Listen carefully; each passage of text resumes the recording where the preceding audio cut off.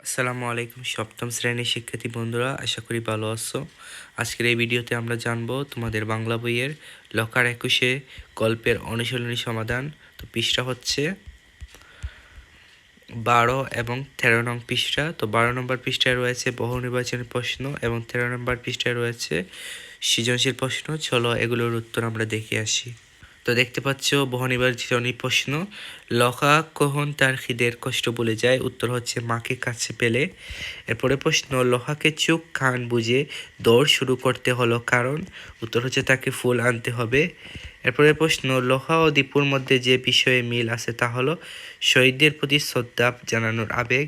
এরপর দীপু ও লখা দুজনেই শহীদ দিবস উদযাপন করে প্রমাণ করেছে যে, এর উত্তর হচ্ছে 1 ও 2।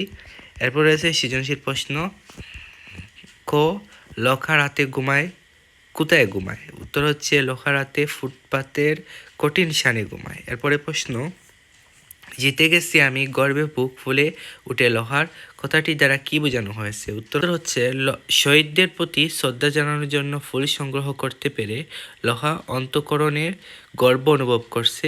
ফুটপাতে ঘুমানো এক প্রতিবন্ধী কিশোর লখা ভাষা শহীদদের প্রতি তার বুকে রয়েছে অপরিমেয় শ্রদ্ধা আর ভালোবাসা। তাই সে 21 ফেব্রুয়ারি পুর রাতে অনেক কষ্টে গাছের মগডাল থেকে তুকা তুকা ফুল লাল ফুল সংগ্রহ করে ফুলগুলো হাতে নিয়ে আত্মতৃপ্তিতে লখা ভাবে তার জয় হয়েছে। এরপরে প্রশ্ন, উদ্দীপকের হাবিবের সাথে লখার 21 গল্পের লখার বৈসাদৃশ্য ব্যাখ্যা করো। এর উত্তর হচ্ছে উদ্দীপকের ইস্তিয়াক আর লখার 21 গল্পের লখার কাছে শহীদ দিবস ভিন্ন ভিন্ন আঙ্গিকে হাজির হয়েছে। লখা 21 গল্পে লখা নামের এক পথ শিশুকে কেন্দ্র করে গল্পকার 21 অবিনাশী চেতনার দিকটি তুলে ধরেছেন। শারীরিক সমস্যা সত্ত্বেও লখা 21 ফেব্রুয়ারিতে শহীদ মিনারে শ্রদ্ধাঞ্জলি প্রদানের জন্য অন্য সবার মতো আগ্রহ হয়ে ওঠে।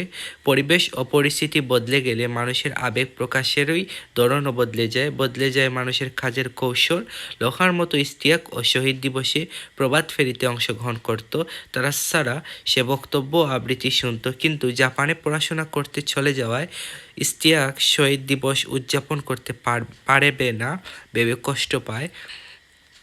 তাই সে শহীদ দিবস উদযাপন করার পরিকল্পনা করে ভিন্ন আঙ্গিকে সহপাঠীদের আন্তর্জাতিক মাতৃভাষা দিবসের ইতিহাস শোনানোর পরিকল্পনা করে সে।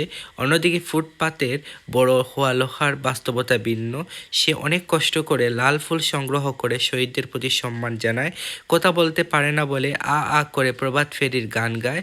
তাই বলা যায় লখা এবং ইস্তিয়াক দুজনের কাছে শহীদ দিবস ভিন্ন আঙ্গিকে এসেছে। এরপরে প্রশ্ন, ইস্তিয়াকের শহীদ দিবস উদযাপনের আকাঙ্ক্ষা লখার শহীদ দিবস উদযাপনের আকাঙ্ক্ষারই প্রতিফলন বিশ্লেষণ করো। এর উত্তর হচ্ছে ইস্তিয়াক জাপানে গিয়ে নানা সীমাবদ্ধতার মধ্যেও শহীদ দিবস উদযাপন করতে চায়।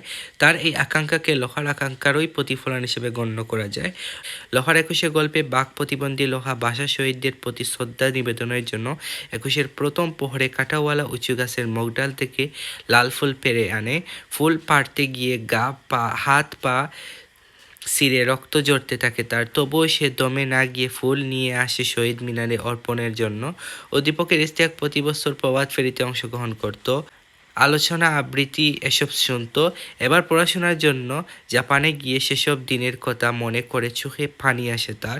এ কারণে সে তার বিদেশি সহপাঠীদের নিয়ে অন্যভাবে দিনটি উদযাপন করতে চায়।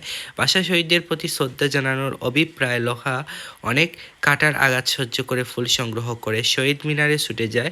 তার এমন ইচ্ছা প্রতিফলন ইস্তিয়াকের চিন্তাতেও লক্ষণীয়। জাপানে অবস্থান করেও 21 ফেব্রুয়ারি দিনটিকে খুব মনে পড়ে তার।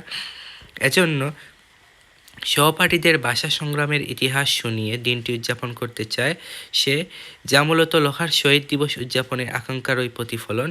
সে বিবেচনায় প্রশ্নোক্ত মন্তব্যটি যথার্থ।